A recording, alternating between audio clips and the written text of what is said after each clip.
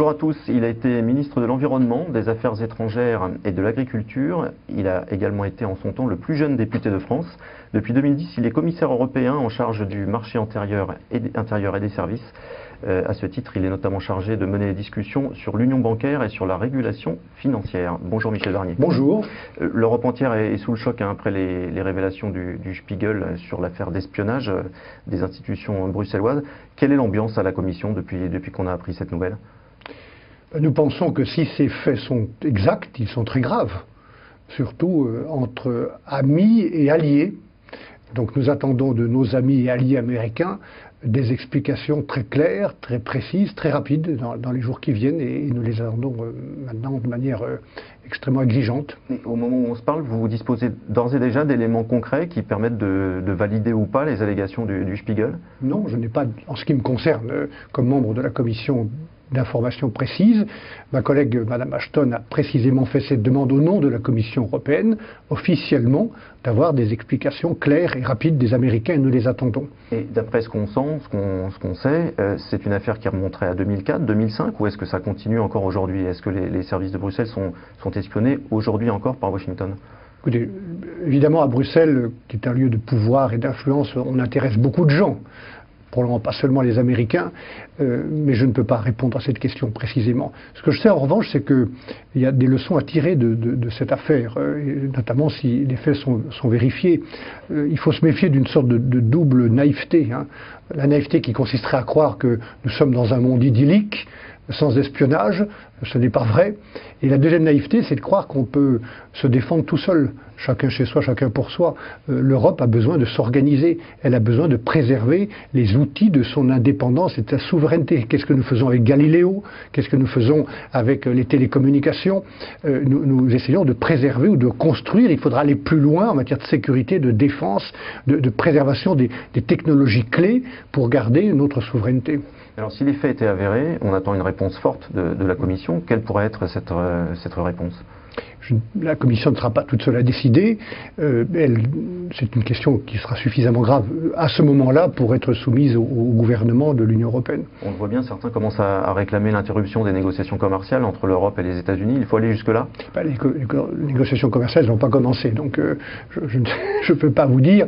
Ce que je sais, c'est que dans une crise comme celle-là, si elle se confirme, il y a deux solutions. Ou bien vous arrêtez de discuter, ou bien au contraire, vous avez une raison supplémentaire de discuter, de mettre tout sur la table, carte sur table avec les Américains. Je rappelle que ces négociations vont porter sur les relations commerciales.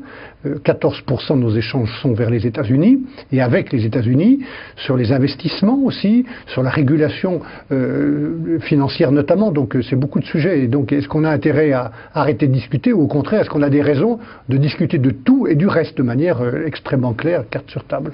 Vous parliez de naïveté tout à l'heure. Est-ce qu'on peut imaginer que les services européens, eux aussi, espionnent les États-Unis ? Puisqu'on s'attend à tout. Moi, je n'ai pas, la fonction qui est la mienne, je n'ai pas de réponse à cette question. Alors sur un autre sujet, M. Barnier, les dernières semaines ont été marquées par des échanges assez vifs entre certains responsables politiques français et la Commission. Vous avez le sentiment que ça s'est aplani depuis le Conseil de la semaine dernière ? Ce qui compte, c'est ce que dit le président François Hollande, le travail qu'il fait avec José Manuel Barroso, comme le travail que moi je fais avec des ministres comme Pierre Moscovici, c'est ça qui compte. Et nous progressons et nous montrons que l'Europe est utile. Regardez la semaine dernière, un Conseil européen qui porte sur l'emploi des jeunes, la garantie en termes de formation, d'apprentissage pour les jeunes, le financement des petites et moyennes entreprises. Et quelques jours plus tôt, un accord des ministres sur un de mes textes concernant la résolution bancaire, c'est-à-dire l'organisation des faillites des banques pour que les banques payent pour les banques plutôt qu'on appelle les contribuables à la rescousse. Quelques jours plus tôt, l'accord sur le budget européen pour les 7 ans qui viennent. Quelques jours plus tôt encore, dans la même semaine, l'accord sur la politique agricole commune avec l'action de M. Le Foll du côté des ministres ou de députés européens comme M. Dantin au Parlement européen. Donc l'Europe qui est utile, qui avance sur des décisions très concrètes. Et je pourrais citer la directive sur les abus de marché pour pouvoir sanctionner des banquiers quand ils le méritent. Donc c'est ça qui compte, franchement, plutôt que des petites polémiques. Et j'ai pas envie de perdre du temps, et je n'ai pas de temps à perdre ni à vous faire perdre sur des polémiques ou attaques personnelles qui ne font avancer rien du tout. Ce qui est important, c'est l'esprit. Il y a plein de choses à changer à Bruxelles. Moi, je suis d'ailleurs revenu pour modifier une ligne économique qui était sans doute trop ultralibérale, la remettre sur le chemin de l'économie sociale de marché. Mais il y a beaucoup de choses à changer. Je le sais, il y a des politiques à inventer, comme la politique industrielle dont nous avons parlé tout à l'heure. Mais franchement, ce qui compte, c'est l'état d'esprit de travail en commun entre le président de la République, le gouvernement et la Commission. Alors, l'état d'esprit, justement, je perçois quand même un changement depuis quelque temps et la volonté d'un certain nombre de gouvernements de reprendre la main, de recadrer la Commission européenne. On le voit avec le Royaume-Uni qui passe en revue un certain nombre de compétences. Les Néerlandais viennent également de faire ce choix-là. C'est une évolution que vous craignez ? Mais je ne vois pas bien comment on peut recadrer la Commission européenne. La Commission européenne, elle a un rôle très précis. C'est celui de proposer des lois, des règlements, des budgets, des débats.